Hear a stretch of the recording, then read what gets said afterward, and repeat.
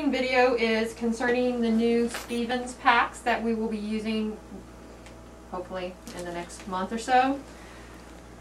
If you will come closer. When you document this on your critical tracking detail, you will be documented under the Excision pack. Unfortunately, you can no longer use the sticker off the pack because it will cover up your corneal viewing chamber. So you will have to document that Stevens is the manufacturer, the lot number, and the expiration date. Everything else will stay the same. You will still document your Chroman chambers as normal along with your Opzol. Included in the Stevens kits are these orange non-permeable squares, which can be used to grab a hold of your chamber lid as you put your cornea in it. So in a case like that, if you choose to use these squares, then you would only need to have 2 sets of sterile gloves. If you are not going to be using these squares, then you're still going to have to use the 3 glove recovery procedure. So in a case like this, I'm going to go ahead and use the orange squares, or blood blocks as we used to say in old school. You're going to go ahead and open up your pack. And you can touch the outside of this. There is surgical tape, so you're going to want to break that tape open or peel it off.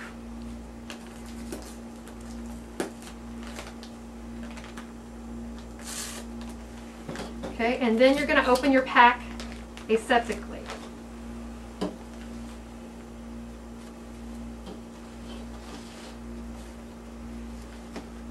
You will notice that your field is much smaller than before. So when you are tossing items onto your field, you have to make sure that you're using precision tossing. Since we're only going to be using 2 sets of gloves, you're going to have to toss 1 set of glove onto your field along with your sterile sleeves.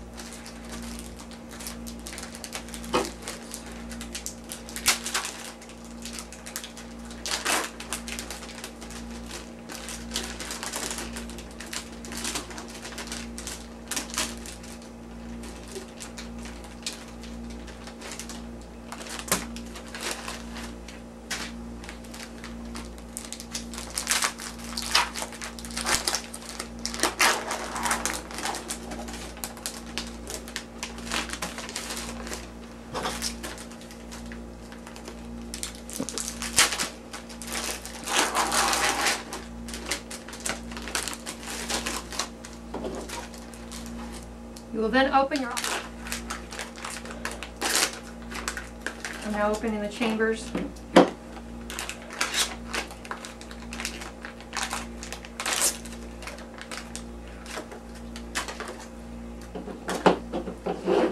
And then, like normal, you will loosen your lids of your chambers.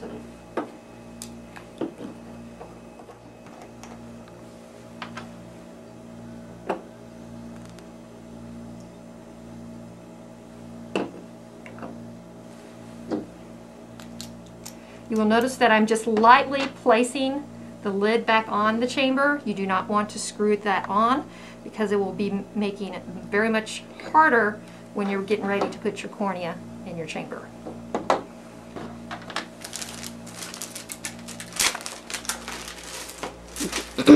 You're still going to have to do open gloving for your first glove.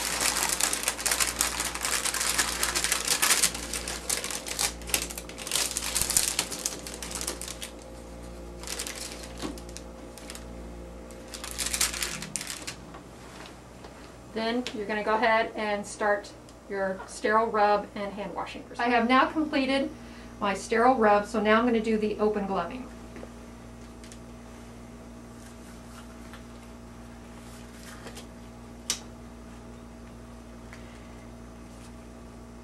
I've got my pinky in there.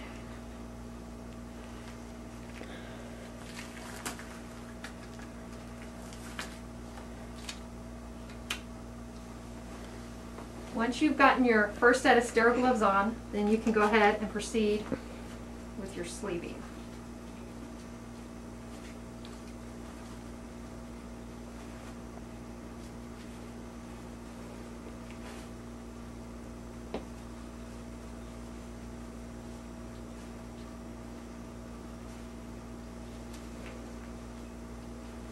do your sleeving, of course, make sure that your sterile glove is protected and that you do not touch your non-sterile gown.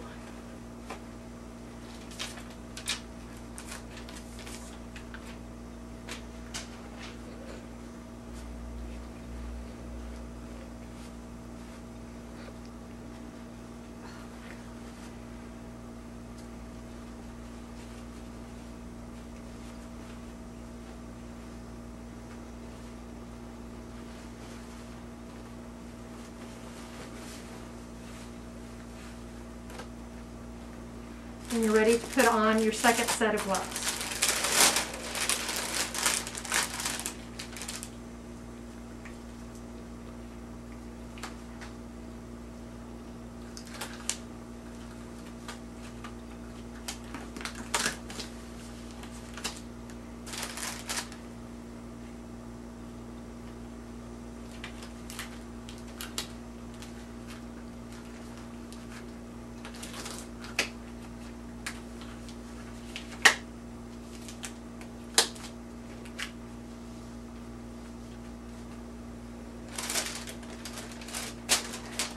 Since you do have a smaller area, you're going to have to be aware of when you separate your items that you make sure that they stay within that, or that they don't go in the outer 1 inch, which is considered non-sterile.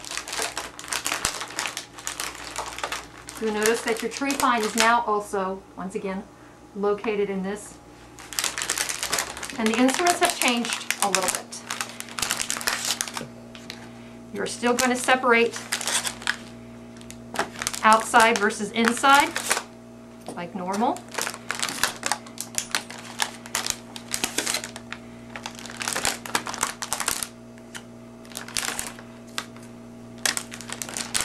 And the blades now also have handles. Once you've taken all your instruments out of the packaging, you can go ahead and toss this off your field.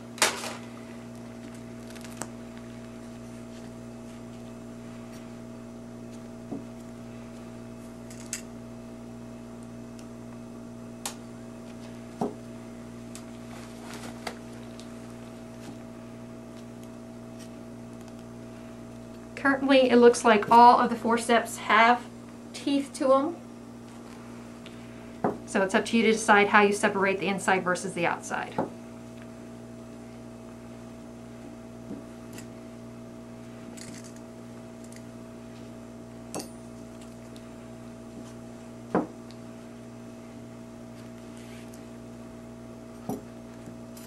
And you want to make sure that throughout your procedure that you keep your instruments separated. You do not want cross-contamination.